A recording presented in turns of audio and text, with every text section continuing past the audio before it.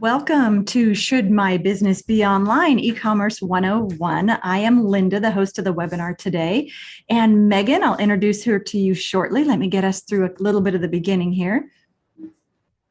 This is the let's start with the disclaimer. The information provided in this webinar and any supplemental materials provided to registrants are intended for educational and informational purposes only and does not constitute professional, financial, or legal advice.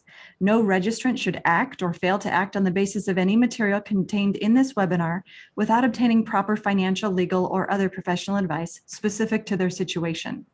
The Northern California Small Business Development Center and its host, the HSU Sponsored Programs Foundation, specifically disclaims any liability, loss, or risk, personal or otherwise, which is incurred as a consequence directly or indirectly of the use and application of any of the information presented in this webinar.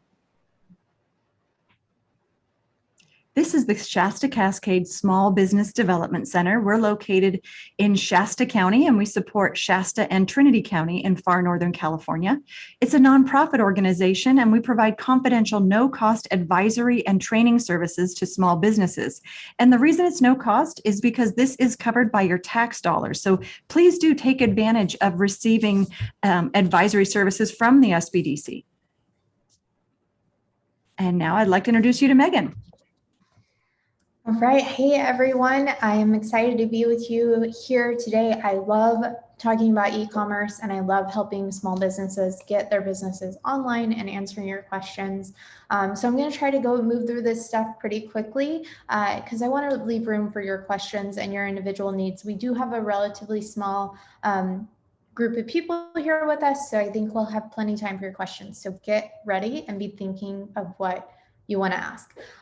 So why am I qualified to talk about this? I am an e-commerce specialist. This is what I do. I have helped take a variety of businesses online, everything from your small shops, your mom and pops, to handmade products, to auto parts, to full-blown big retailers that have like jewelers that I've worked with, Tiffany's, and some pretty big brand names.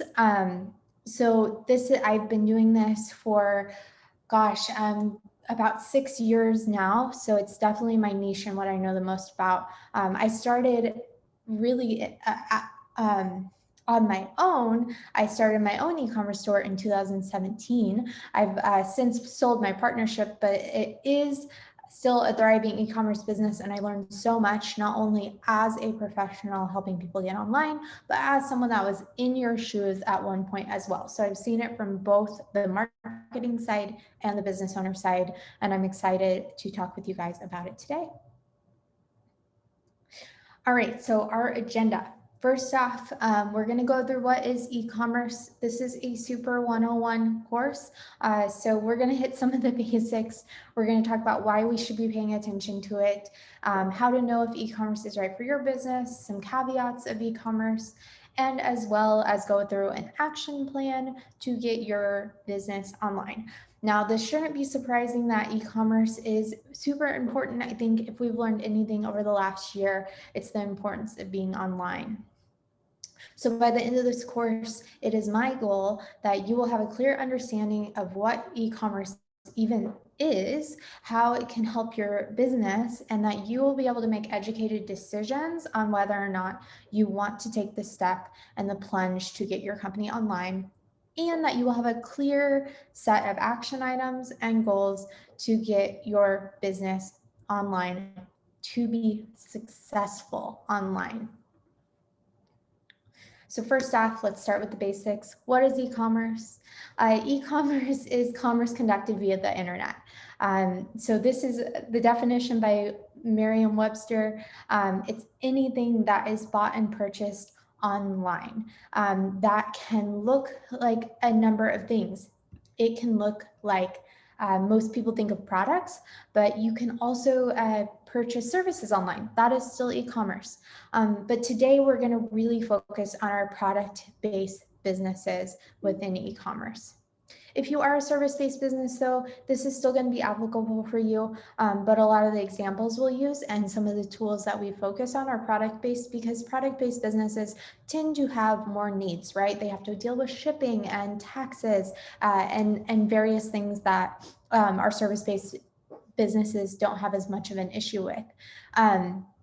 So some of the things that you might think of when you think of e-commerce, here are some of the platforms that you will use. Now, a lot of people think of their websites. When people think of e-commerce, they're thinking about Shopify, BigCommerce, WooCommerce, Squarespace. Another thing that is also e-commerce are your marketplaces. So eBay, Etsy, Amazon, Facebook Marketplace, all of that is e-commerce, as well as your social media shopping spaces. So being able to shop on Facebook and on Instagram, these are all e-commerce platforms that you can utilize to get online. And you don't have to use all of them. If you only wanted to go on Amazon, that's an e-commerce platform. If you only wanted to go on Shopify and you didn't want to syndicate to eBay and Amazon, that's another option. And the great thing about the internet is all of these platforms really work really well together. They've been around for a while now. And so almost everything, if you want to set up a website, almost all of the providers have some way to syndicate to other sales channels.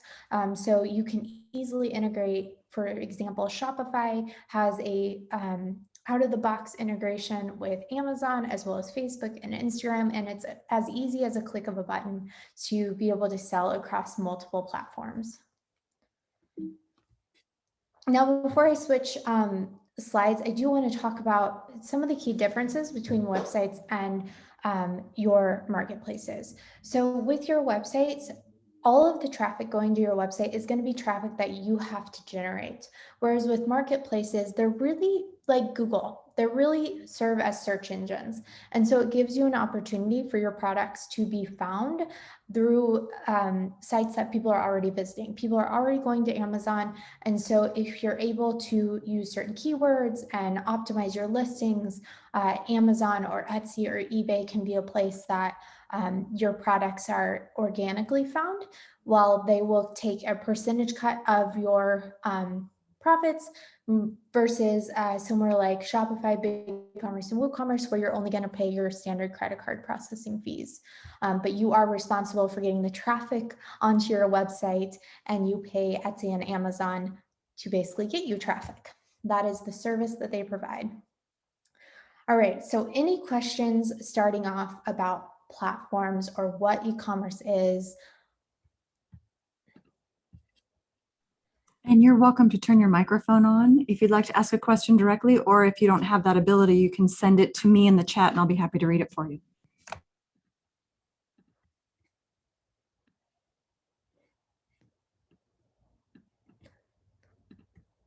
All right.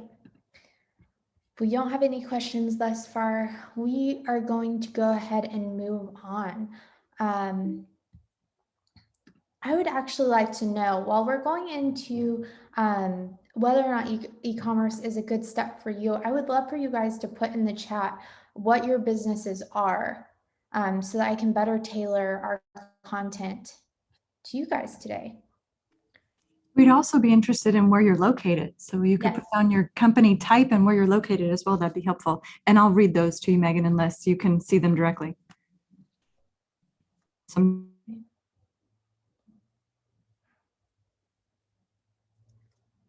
Right.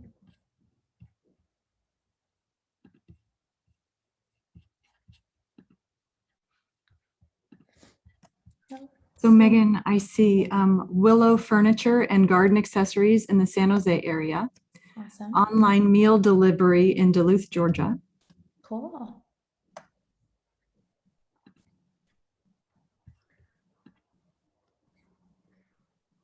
Great.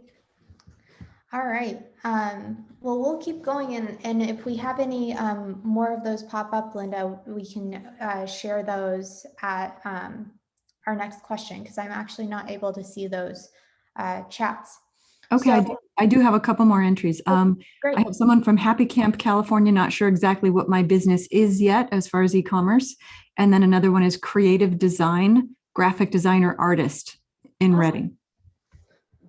Well, welcome, guys. We're excited to have you here. All right, so why should we be paying attention to e-commerce? Well, first off, I think this webinar has become even more apparent than it was the last time that we had it, which was pre-pandemic, if you will believe it.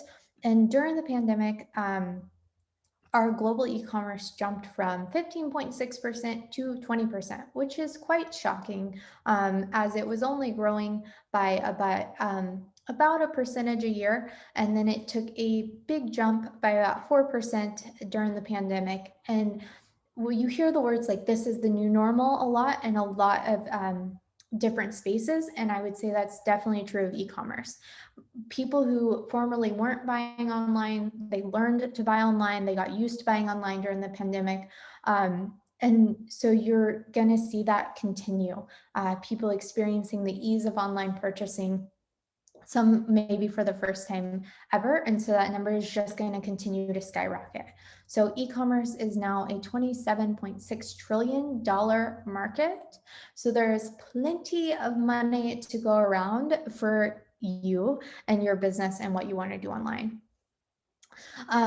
So one thing to note and why it's so important is that 87% of shoppers, regardless of if they ultimately buy online or in store, they begin their product searches online. And so if your company is not online and they are starting those search, that is a significant number of people that you at least want to grab their attention and have that online presence to capture them while they're doing that initial research for whatever it is that they're looking to purchase. Oops. Oh no, there we go. So some of the benefits of e-commerce, first off, your customers can shop 24/7. That's something that a brick and mortar can't offer. Not only that, they can shop 24/7 with no overhead. You don't have to have a staff member there to help check them out. They can do it all online. You're not bound by location. So in the instances of furniture, right, with your furniture company, you can now sell outside of your area. You can use big freight shippers to ship anywhere in the country. And so it really expands your potential customer base. E-commerce allows you to gain new customers. That's in the same vein, right, as expanding outside of your location, because you're able to serve different areas that you couldn't potentially serve before.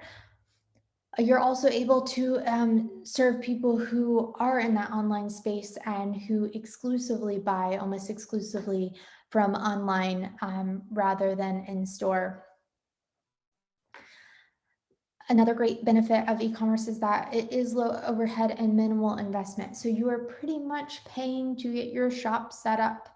And other than that, there is not a ton of overhead. Hosting fees for your websites are relatively low, typically around $30 to $70, $80 a month, depending on your needs and your traffic and different things like that. So it's really low cost. You can get a website for as low as free if you DIY it, which we are having a Shopify Basics tutorial in August. If that's of interest to anyone, we'll talk about that at the end. But you could get a DIY website up for free. You could pay a designer for a few $1,000s, or it's one of those things you can go as small or as big as you want. So there are e-commerce sites that are DIY all the way to e-commerce sites that are $20,000, $30,000, $40,000. Certainly someone like Old Navy is probably spending $20,000 a month on their e-commerce site. So it really can be as flexible and customized per your business type and your personal ability to invest. The other great thing is there is a quick go to market time. So you could have a website up tomorrow if you wanted. There is no red tape in getting online. You don't have to worry about permitting or getting a lease or anything like that. You can just go, you can post your products to Facebook Marketplace tomorrow and have customers by the end of the day. There's a high ability to streamline. So there are tons of automations available to e-commerce sites. If you are selling digital products, for instance, you can put those on automation, super easy. If it's physical products, all of the ordering system is done for you, and all you have to do is pack it up and ship it. In fact, sometimes you don't even have to use that. Some people will use a warehouse, and the warehouse will ship it for them. Amazon FBA is an example of that, and there are independent distributors as well. So again, it's about how much time and overhead do you want to take on. Starting out, certainly most people are going to do all of that themselves, but you can grow to a place that you don't even have to touch your e-commerce site, and it can really just work for you and be passive in a lot of ways. Another benefit is customer data insights. So when you have someone shopping in the store, sometimes you might get to talk to them, get a feel for what they're looking for, get a feel for why they're purchasing or why they're not. But with e-commerce, you have access to so many analytics. You can see how long customers are spending, what they're buying the most of, how much they're abandoning carts, and detailed information about what might be causing their abandoned carts. You can do A/B tests. So you could A/B test, for example, charging them $5 for shipping versus charging them free shipping. And you can see how that affects your sales, which is something that's really hard to do in person. And you don't have quite the insights that you have in your customers as you do online. All right, so there are tons of benefits. We're going to keep going with them. You have product education abilities. This is a huge one, particularly, I think of with the Georgia online food delivery. E-commerce gives you the ability to tell them even more about what kind of meals they're going to be getting and really get into detail. This is important since we know that 87% of those people are going online to research their products. And so if we're able to educate them on the products we're offering, or if you have a novelty product that I don't know, I'm thinking of this Facebook ad I saw for a neck hammock that the video showed you how to use it, right? That's all stuff you can do with e-commerce that is sometimes harder to do in person, or when you only have packaging to be able to show how something works. You're also able to serve niche markets, whereas if you have, I don't know, a dog bow tie business, right? You might only have so many people in your local town that want to buy dog bow ties, but if you open it up on e-commerce, you all of a sudden have access to anyone in the world who wants to buy a bow tie to their dog, which significantly expands your market. And lastly, you have the ability to continue to sell even if you have to close your physical location. I think that's the biggest thing we learned in the pandemic, with so many brick and mortars having to close their doors for a time. The ability to sell online, you saw a lot of people rushing to get a website. And so if it's already there and you already have traffic in place, it is a safeguard. Hopefully we're not in the same situation we have been in, but who knows? You could have a flood in your store, you could have a fire. And so having an online presence really safeguards you from any natural disasters of any kind that might cause you to close your doors for a moment. Megan? Yes. There was a comment in the chat. It's regarding starting up an e-commerce website without any red tape. You may be penalized if you start selling before you have your business license. For example, in Gilroy, from the business license application, if your work is commenced before obtaining a business license, you'll be subject to a penalty of 25% the first month and an additional 10% each month thereafter. Yeah, in any business, you're going to want your business license. That's if you are looking to actually start a business, I highly suggest that you attend our start a business webinar that we hold monthly that Joe Rodola teaches. It is a great place that goes through everything, all of the necessities for starting a business. This particular webinar is really asking the question, should my business be online? So I am kind of assuming that you already have your business license. Of course, those of you that don't, you'll want to make sure that you have gotten your business license, that you've gotten your sales and use tax license. That's a big thing. If you are already selling in person, then you should already have those 2 items, but they are there's still red tape, relatively low on red tape. You can get your business license, depending on where you're located, relatively quickly. I know the city of Reading can turn those in a day or 2, versus if you're having to find a physical location, make sure your permitting's set up. If you have to do any TIs or tenant improvements, that's a huge thing. A lot of retailers will move into a space and not even be able to start selling for 3 to 6 months because they're remodeling, right? So those are the kind of red tapes that you can avoid by getting online. But you certainly want to make sure, if you're just starting your business, that you talk to your local SBDC advisor about what is required for your new business start. And if you are interested in that webinar, it is a really, really great webinar for new businesses. Do we have any questions while we're here? I'm not sure why I'm not able to see the messages. We're caught up in the chat. Yeah, my chat, it says it. Yeah, I'm not seeing anything. When you're the presenter, unfortunately, it's really hard for you to look at the chat. That's why I'm here for you. Actually, there was one other comment. Let me go back. It came up a minute ago. Let me go look at my notes here. Oh, someone said, I'm just starting out. I want to do an online fashion accessory store. And they said, do you have any suggestions for sourcing products? Yeah, so we are not really diving too much into sourcing on this particular webinar. Sourcing in and of itself is a huge topic. You could have an entire webinar on sourcing. However, there are some run-of-the-mill places that you would look into. You know, Alibaba is a big one.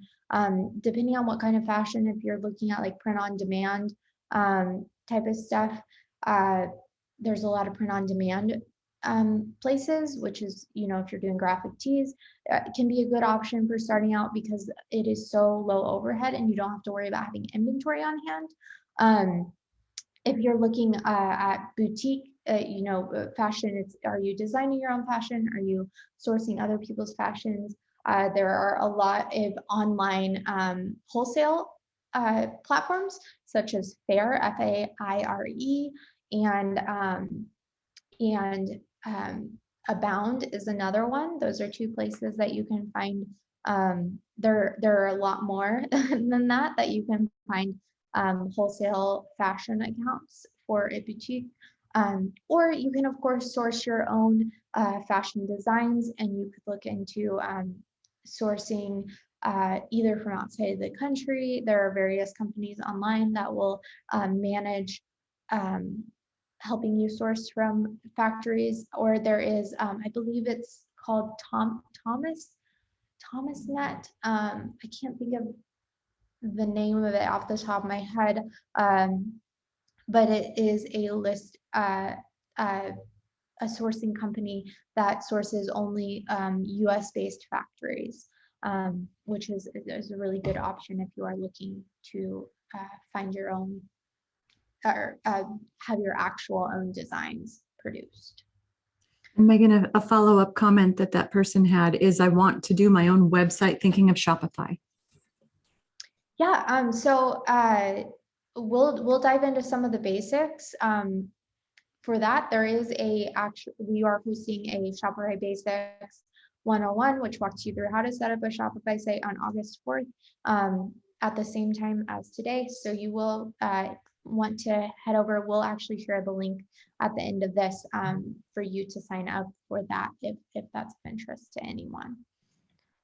And another comment is, I'm an artist. What is the best site to go to for a DIY website? So the easiest, are you selling digital art or are you selling physical art is the first question. I'll wait for the reply.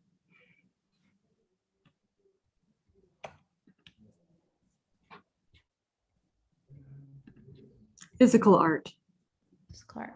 Okay, so in the instance of physical art, I would suggest looking at something like BigCommerce or Shopify. Shopify is quickly becoming a fan favorite. And Yeah, those are the two big ones that kind of have ready-made templates for you to use and are really heavy hitters in the e-commerce world. There's also, if you have an existing WordPress, you can use a WooCommerce plugin, but WordPress does have a higher learning curve. Or Squarespace. Squarespace is another super simple, do it yourself, get online in a day, just plug and chug templates. But any of your major e-commerce website platforms that have been mentioned thus far, I mean, Wix is another one. Wix isn't quite as plug and chug. There's some like drag and drop. I tend to stay away from Wix if you're not a designer. If you are a designer, you are an artist, so it might be fun for you to play around in. But there's a lot of options, and a lot of most places will have some sort of template that you can just input your information in and get up tomorrow. And how would your answer have changed if it was digital art, they asked? Yeah, so most of your e-commerce places, you do have the ability to enable a digital file download. I think WooCommerce tends to, or WordPress in general, if you're only doing digital, can have an easier flow for that, because you will have to use in some cases, third-party apps. I know Squarespace, off the top of my head, I think has it native, and I think Shopify has it native as well, but sometimes you have to use a third-party app to integrate a digital sell, and a lot of it depends on how you want to deliver that. Some people want to deliver it in a membership space, some people want to deliver it in a download. But yeah, a lot of those platforms are have it integrated, or you can use an app, but they all certainly have a way to set it up. And I buy digital art all the time off Etsy personally.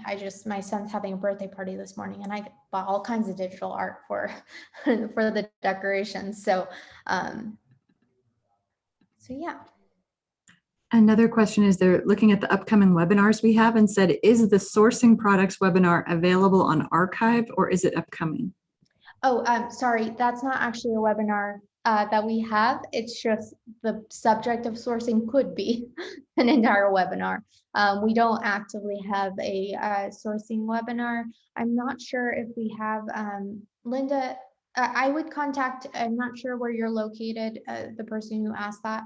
You'll want to contact your local SBDC and find out if they have an advisor that has experience in sourcing, because I'm certainly an advisor would be able to sit with you one-on-one and look at your unique sourcing needs and help you come up with a solution.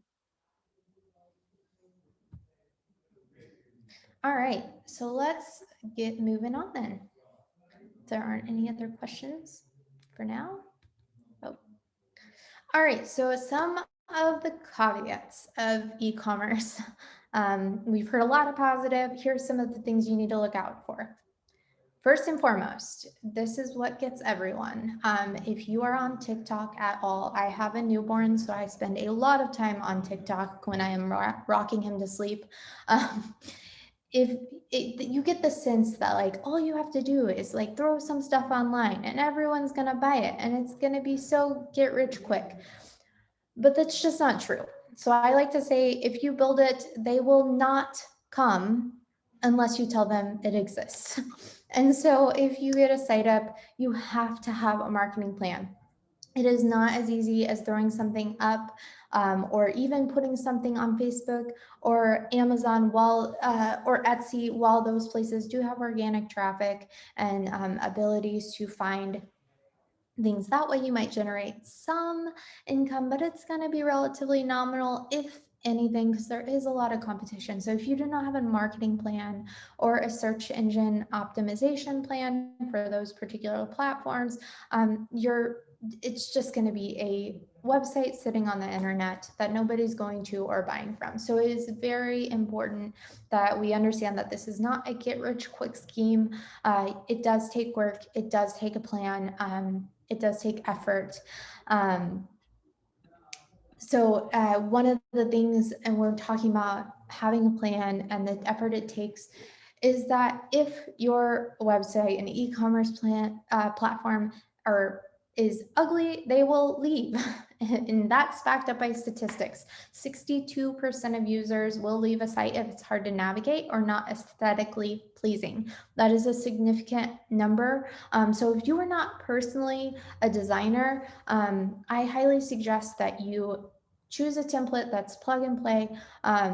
That looks really nice. Ask your design friends to help you choose a template, because it's so important that your website looks good.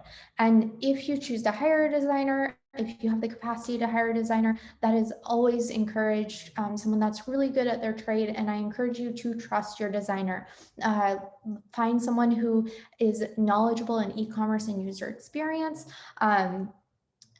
And trust them. That is one of the hardest things to do, because it is your business and your baby, but there are specific user patterns within e-commerce that e-commerce designers are really knowledgeable in, and the best thing you can do for yourself is to trust them, so that you know that your site is super easy for users to use, and that it is using those common patterns within e-commerce. And if you hire someone, you're going to want to make sure that they can talk to you about how experienced they are with doing user experience for e-commerce. The next thing to think about is shipping costs. So you want to make sure, if you're getting online, that you have a plan in place as to how you're going to cover shipping. One thing to note is that the number one reason people shop online is for free delivery. They like free shipping, and one of the top reasons, number two, one and two, it's either one or two, that they abandon cart is because shipping costs too much. So you want to keep that in mind, but you also want to make sure that you are planning for shipping. So some people will either mark up their products online and they'll deliver free shipping, or they'll enter in their weights and serve the customers the exact cost of shipping. You can also put in flat free shipping, but sometimes it gets a little dicey when you're sending them a sticker and your auto flat fee is $5. That's certainly gonna result in a bunch of abandoned carts. So I do suggest that you populate your shipping costs based on a weight to your clients. That also helps you know that you are definitely charging them what you should be, if you choose to have them pay for their own shipping.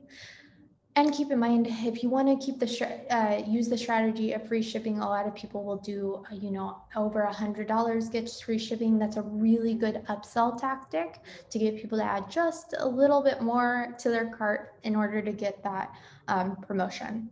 So something to be to consider, but it is an added cost to you. Most retailers, and I would suggest that you do pass that cost off to your customer in one way or another.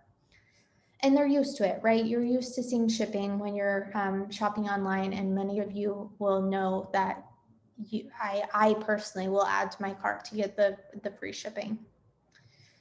Another thing is that inventory integration is not always seamless. If you have a brick and mortar store, you want to make sure that you're choosing a platform that's going to work with your POS system so that you can track inventory. Also keep in mind that inventory doesn't sync constantly. It syncs, you can set it up to sync as frequently as once an hour, sometimes more frequently, but the more frequently you sync that inventory, the higher cost is normally associated with syncing. And so utilizing something that, if you have the ability to utilize a POS system that integrates seamlessly with your e-commerce site, that is of course best. But a lot of businesses have existing POS systems, and so you just want to talk with your existing system and find out what platform is best and integrates best with whatever you have in store. Megan, there's a question. Oh, perfect timing. How do you find a designer? That's a great question. A lot depends on where you're located. You can reach out to your local Chamber of Commerce. They will normally have suggestions.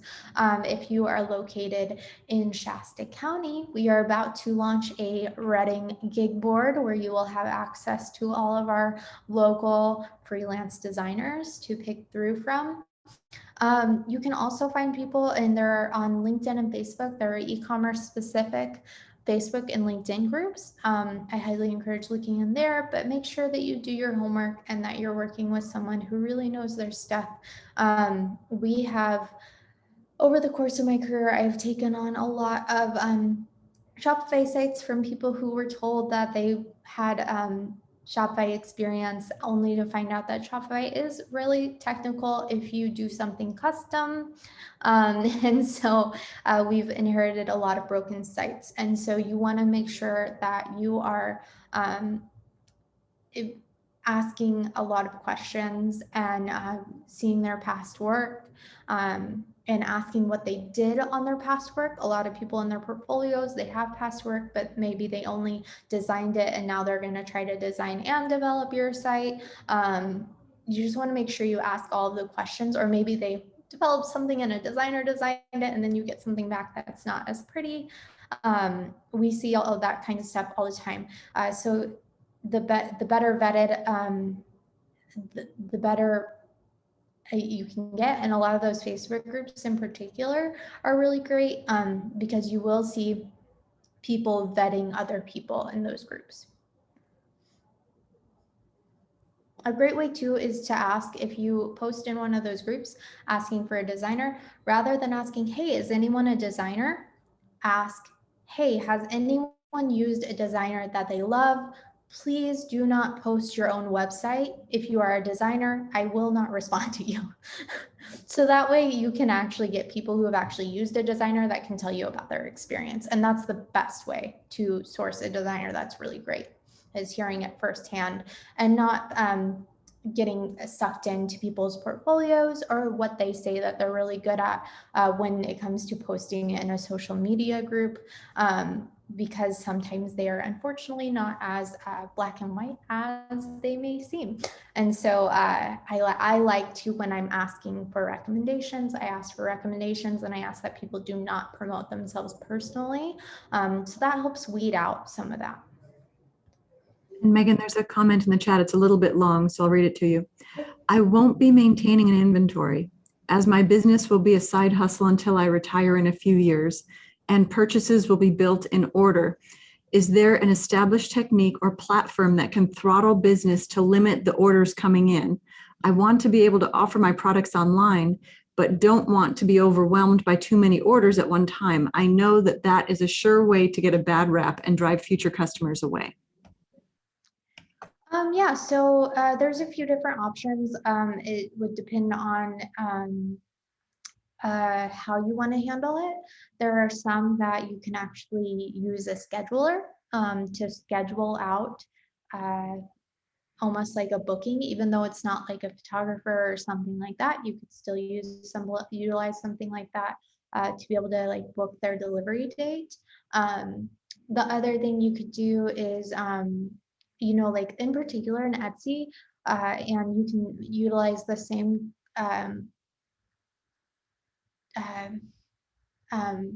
the same pricing or terminology within your personal site, is making sure that you are putting a turn time. So we aim to return orders in 14 business days. And that's always our goal, or whatever. With something like Shopify, they do have like a continue selling when sold out that you can enable and disable. And so it could be as simple as, hey, once you have so many orders for the month, you could just mark it as sold out, or mark it as pre-order. So you could say, hey, this is on pre-order. Anything ordered right now will be delivered in September, right? So those are all strategies you can use to kind of pace yourself.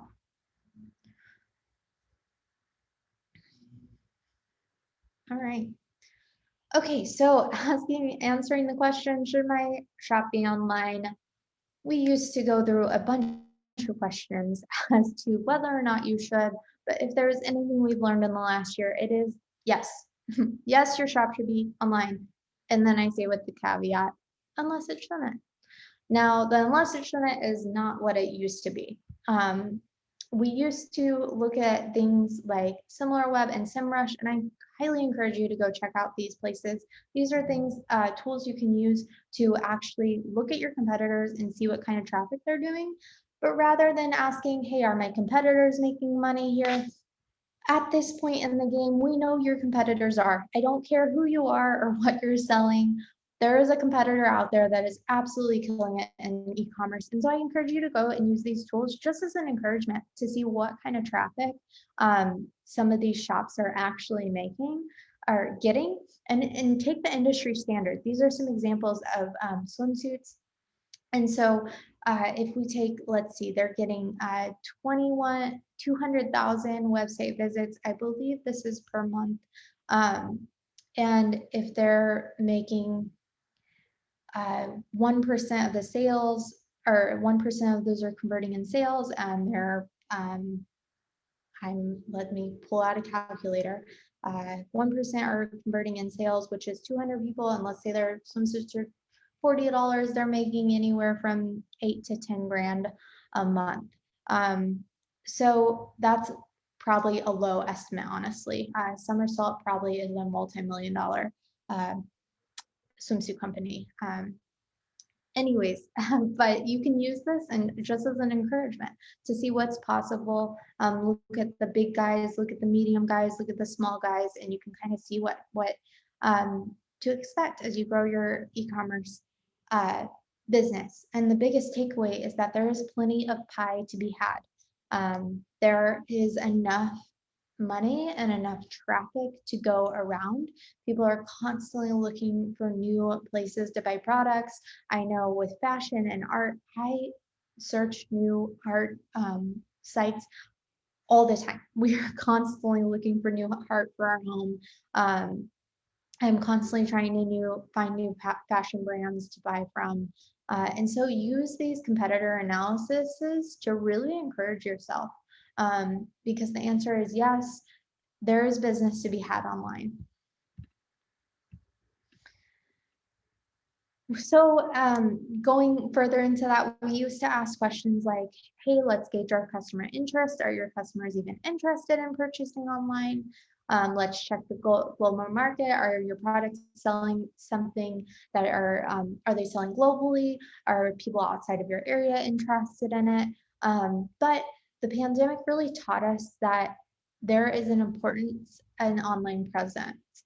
A huge importance. It really can safeguard you and it can open you up to so many new people and so much more success.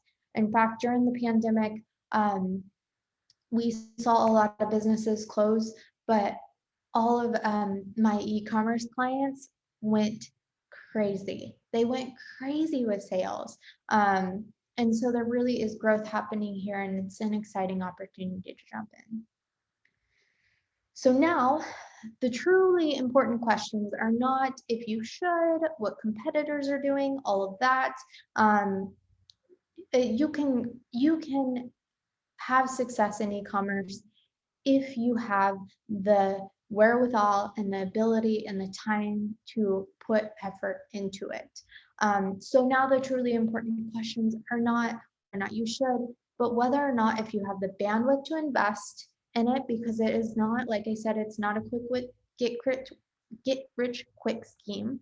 So you actually have the time to market it, to push it out there, to do your research, to make sure you're hitting your SEO, to make sure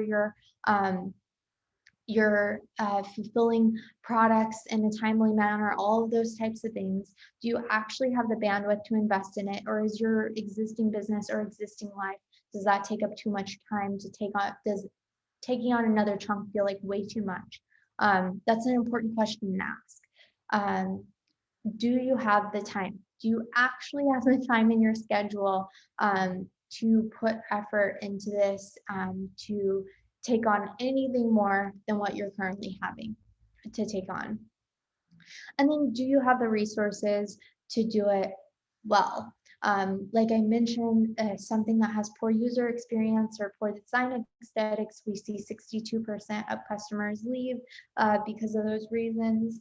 And so if you're going to put time and energy into it and money and investment into it, it's something that you want to make sure that you have the capacity to do well, that you're going to be able to pay attention to it and give it the love it needs, just like you would your brick and mortar store or whatever else you have going on.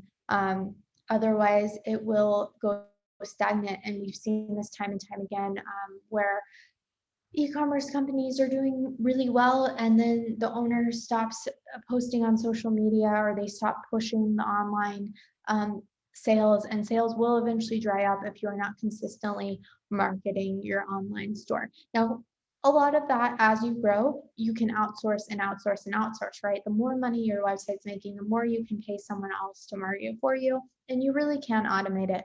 But starting out, if you don't have a ton to invest up upfront, you really need to ask yourself, do I actually have the personal time and energy and resources to pour into this to get it off the ground?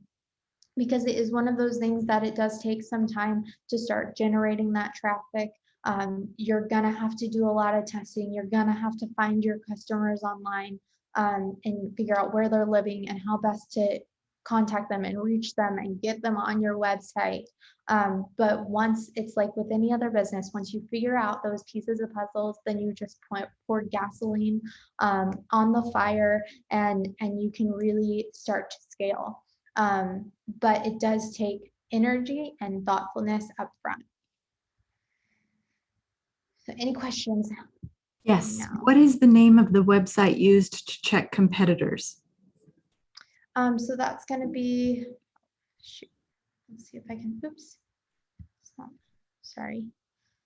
That's going to be SimilarWeb is one, and SEMrush is another that you can use to check competitors. And you will get these slides emailed to you afterwards. We're caught up in the questions in the chat. If anyone has a question, you're welcome to turn on your microphone and ask.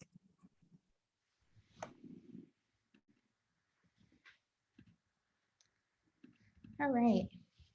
Okay, so we've talked about why you should be online, some of the caveats, some of the things to think about. And now I just want to go through, okay, what's an action item? How are we going to get you online and get started in the e-commerce world? So first and foremost, action step number one is to research. Research your competitors, survey your existing customers, look at what your competitors are doing, look at where they're living, look at where they're spending their time on social media, look at anywhere that you see them marketing, look at how they're marketing and talking about their product. You can even, there's a site called Built With, and you can even see what platform they're using. Are they on Shopify? Are they on WooCommerce? You can do a lot of research. This is going to help you in coming up with a solid plan, because if someone's already having success here, you can really look to what they've done to be successful online and follow suit. Sign up for their email lists. Email lists are gold in e-commerce. So sign up for their email lists and see what their what kind of content they're sending out to generate those sales, and really just copy without copying, right? Copy, but don't copy their copyright. So write your own emails, but use them as a template to get ideas of how you can market yourself via email, through social media, and just pay attention to where they're showing up. Megan? Yep. There's a question, is can you get statistics on Etsy on how your competitors are performing? So I think Etsy does have some internal analytics. I am not a Etsy expert. I am a Shopify subject matter expert. So I'm not totally sure as to what the extensive, I know they definitely have SEO, so keyword analytics. but I'm not sure off the top of my head what kind of competitor analysis that they have. I'm sure there's tools online if you Google search. There's a lot of different tools for, I know Amazon has Helium that you can see how much money people at the top of it, or an estimate of how much money people at the top of search results are doing it. And so I'm sure there's tools out there for Etsy as well.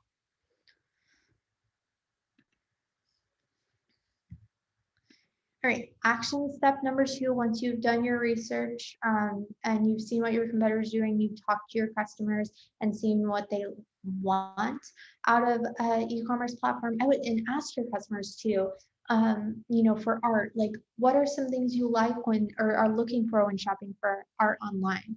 That's really valuable information to have. Or what are some pain points you've had when you've bought and purchased from other clothing retailers or other makers? So that you can address those pain points up front. So once you've done that research, action step number 2 is to get a marketing plan in place. So with the data you pulled from your competitors and where they're showing up, and your customers and where they're showing up and what their pain points are, make a plan. Where are you going to be showing up? What social media platforms are you going to be on? How often are you going to send out an email list? How are you going to get emails? Are you going to put Facebook ads together to generate emails? Or are you going to only generate emails through your website, and you're going to focus on getting people to your website?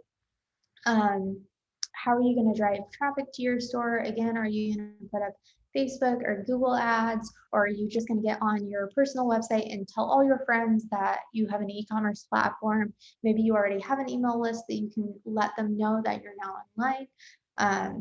How will you keep your e-commerce customers engaged?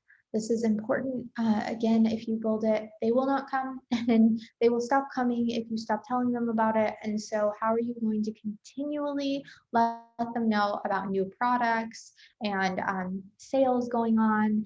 And I really like to look at a 12-year plan, or I mean 12-month, sorry, because e-commerce is very cyclical. You'll find it is relatively slow in the summers, and then it picks up in the fall with people starting to buy for the holidays. And then for whatever reason, people really love buying in the spring as well, but summers tends to be slow. I guess people are on vacation, so they're not shopping online. But looking at, okay, what am I going to do on a monthly basis as far as marketing and different promotions to encourage people to come to your store? And also with the marketing plan, I would reach out to your local SBDC. That is something that they can help you put together. And again, that is paid for by your tax dollars. And so reach out and help them. They'd be happy to help you put together a local marketing plan. An e-commerce marketing plan. Action step number 3 is going to be decide where you're going to sell. Are you going to exclusively go on marketplaces such as Facebook, Amazon, Etsy, or are you going to own your own website? There are benefits to both. Of course, you can do both. Some people opt to start on the marketplace because they don't want to put in the capital to put together a really solid website. There are some really, really successful companies on Etsy and on Amazon, and it's perfectly fine to exclusively sell to a marketplace and focus solely on that. It's also fine to do it the other way around and to focus on your website or to do it both. It really depends on what your capacity is and what your goals are, particularly with Amazon. People really like to only do Amazon because they can use Amazon FBA and just ship all their product to Amazon, and then they don't have to worry about it. Let's see. Some of that too, with deciding where you're going to sell, I would look at your competitors as well and see where they're selling. Do they have their own website? Are they also on Amazon, Facebook, Instagram? And again, think about where your customers are. So if your customers are all on Instagram and it's their favorite platform, then you certainly want to make your Instagram as shoppable as possible. Action step number 4 is decide what products you want to sell on line. Not all products are going to make sense. For example, the furniture store, right? You might not want to sell the biggest piece of furniture you have online. Now, you might want to sell it for local pickup only, and that is something to mention is that most of these platforms do have local delivery or local pickup available as shipping options. That's super great. I know Shopify has made that super easy, and it's out of the box. You don't need a special plugin. But think about what you want to put online. Some boutiques will have like chopsticks or keychains at the front of their store, and sometimes that doesn't make too much sense to sell online. Just because of the low cost, it's, when the shipping is going to be twice the amount as the $1 item or whatever it is. Sometimes it doesn't make sense to put those small kind of things that are at the front of the store on your site to start. Sometimes people will add them as an upsell though within their site, so they won't really integrate them into their full shop. But when people are going to check out, they'll say, "Oh, do you want this chapstick too?" If you are a larger retailer, I do suggest that you start small. When you are trying to start with all your SKUs and you have hundreds and hundreds and hundreds of SKUs in your boutiques, it can get really overwhelming. And so choose what you're going to start with and build out from there and get online with really your best products. Action step number 5, if you do decide to go with a custom site, find a developer who can make sure your site has great customer experience. They need to understand user experience for e-commerce, which we've talked about. You need to know that they will make it mobile friendly. That is something that is a necessity. Over 50% of your traffic is going to come from cell phones. And so you want to make sure that you ask them what their experience is with mobile responsive design, and make sure that that any sites that you see that they have given you as references, that you are checking those on a computer, on an iPad, and on a cell phone if possible, so that you can make sure that they are experienced with knowing how to create a website that's not going to break on certain viewports. And lastly, make sure they know how to hook up the proper analytics. You want to make sure they can hook up Google Analytics for you and have some basic understanding of SEO. And then if you do want to DIY it, like I mentioned, we are having a Shopify basic webinar on August 4th at 11 a.m. I realized that I had that link, but it is in my email, which I don't have access to right now. Again, I just pasted the link in the chat. Okay. Perfect, great. So the link to that is pasted in the chat. That is going to be really it's very technical. It's very walkthrough. I am teaching that webinar as well. So we are going to walk through step by step setting up a Shopify site so that by the end of it, you should be able to get online yourself. All right, any questions before we wrap up? There is one. It's when you reach out to SBDC for local marketing plan, do you have to have a complete business plan or a lean model?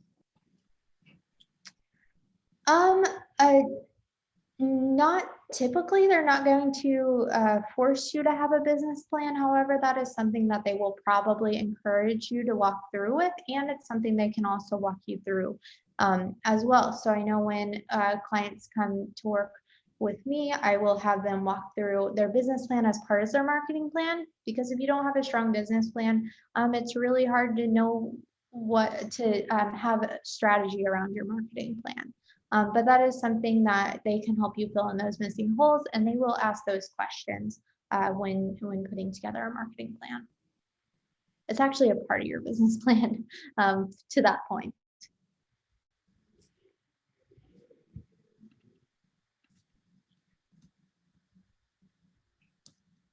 We've addressed everything in the chat. All right, so that is all we have today. Again, next steps are, if you are ready to start your business and you have any specific questions, reach out to your local SBDC We here at the Shasta-Cascade, we serve Shasta and Trinity counties in Northern California, but there are SBDCs all across the country. And so if you're not located in one of our counties, then I encourage you to reach out or go to the Americas SBDC.org/find your SBDC. And that is where you can go to find a advisor for your area. And just to, if you can jump back to that last slide, we actually have relocated the Small Business Development Center. It's now on Sacramento Street in Redding. So we have a new site there, and Emily is a great contact for you if you want to start working through our SBDC. And I do have another question for you. Let's see here. What website would you suggest for an online meal delivery business? What website host would you suggest? Sorry.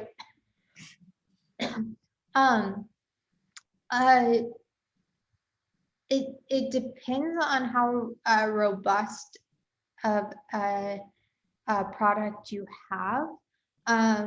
Shopify or BigCommerce or Magento are going to be the most flexible. Squarespace is pretty limited in its abilities. Now, Squarespace does integrate with ChowNow, which isn't technically for online meal delivery. It is for live restaurants, but it is quite expensive, to be honest. I know that is set up for delivery. I don't know, are you needing like a calendar integration? That would be a question, or is it something where it ships every Monday or delivers every Monday? Shopify, I know, has delivery right out of box, so you can actually turn off all shipping options and only offer local delivery.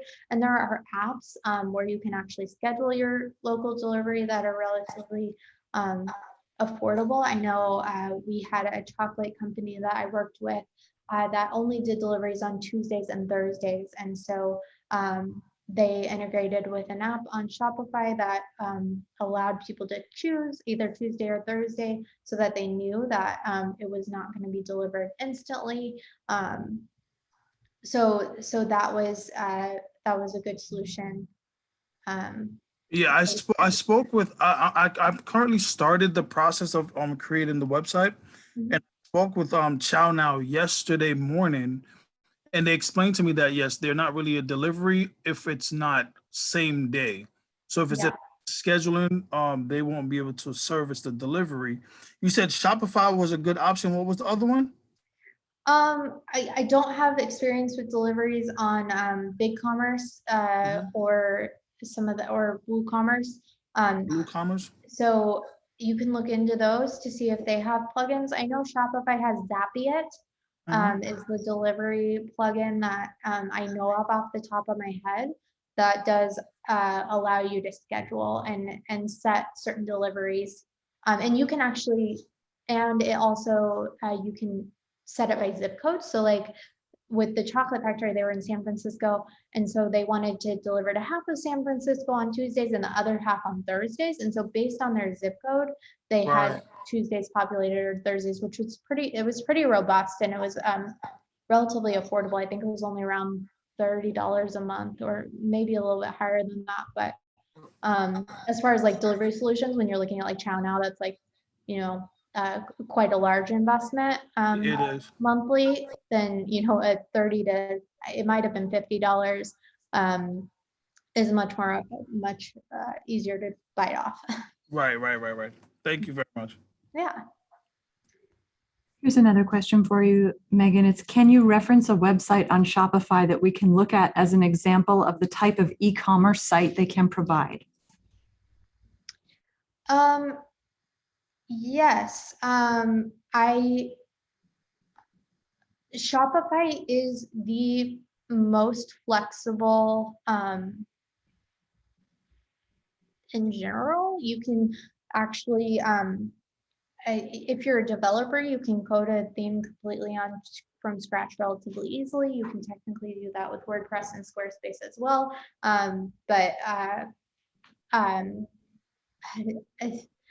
it's hard to say like an example of the answer would be any e-commerce site that you would see online, you would be able to build on Shopify.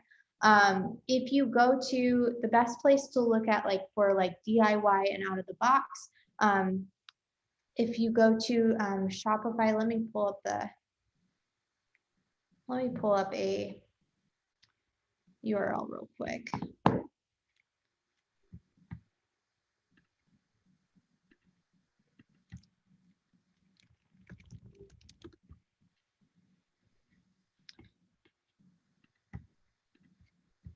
If you pull up Shopify's themes, Shopify does offer, they do offer themes. There we go, templates. And they have actually a store, themes.shopify.com, that you can look through some of their plug and chug. They have a few free ones, and then they also have ones that are for sale, all for under $200, I believe. You can browse by industry. So this is a good place to look at for themes that are ready to go.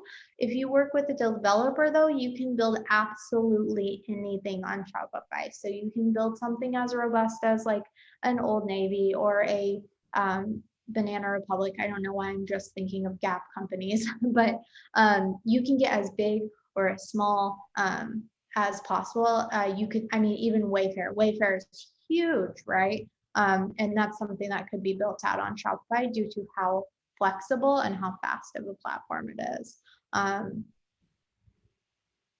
But Shopify would require a developer that understands code. Unlike Squarespace, a lot of designers can work their way around without knowing how to code. But Shopify is a platform that you actually need unless you're using an existing theme. An existing theme can be used by anyone. It's super plug and play. It's super, super easy and really hard to break your design. But if you want to build out a custom site, like I'm thinking, this is one that comes to mind. This is a Shopify site, and you'll see this little, these custom shapes, as well as these custom hover icons, and the ability to use these GIFs and those kind of things. This is a custom developed site that a developer has actually coded. And it's totally unique to them. All of the code is unique to them.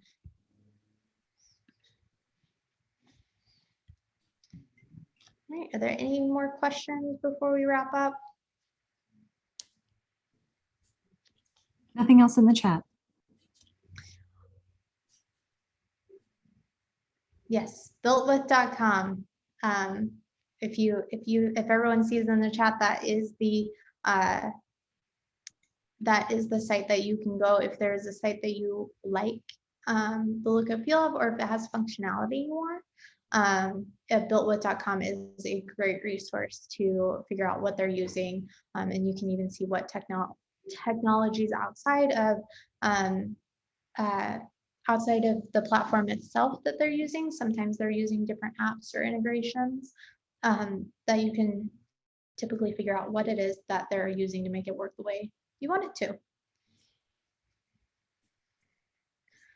All right, well, we will go ahead and let you guys go, and I hope to see any of you that are interested at our Shopify webinar in a couple of weeks. Oh, Megan, I just remembered something. We're a little ahead of our schedule here. I want to share with everyone the link for our survey. Oh, yes. So let me put this in the chat too. We were scheduled to be on the call for another 20 minutes here. So this is our survey, and what we love to hear from you about is, what did you think of this webinar? And we love to hear your ideas for improving things, because we want to provide what will help move you forward. And if there are other webinar topics you'd like us to cover, we would love to create what you're looking for. So go ahead and click on that link that I just placed in the chat, and it will open an additional window. And after we wrap up this webinar, you can complete the survey. And Megan, can you talk a bit about what people would do if they want to meet with an advisor at the SBDC, how they go about doing that, whether they be in our site or maybe they have another SBDC in their area? Yeah, so as I mentioned, if you're in Shasta or Trinity counties, you can meet with our local SBDC, and Emily is the email and the phone number are right here. The address is incorrect, so we have moved. Or if you are somewhere else, so outside of the counties, you will just go to that website right there, the americassbdc.org, find your SBDC, and it will connect you with your local center. So unfortunately, we are only able to serve people on an individual basis that are inside of our county.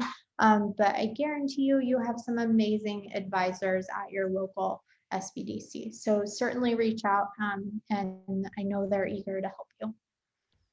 And here in the Trinity, Shasta County area, we have over 15 advisors just locally, and then access to 40 more, depending on the type of specialty that you're looking for. So by meeting with Emily, she can interview you. She can set up different sessions with you with a variety of advisors to make sure that they're helping move your business forward.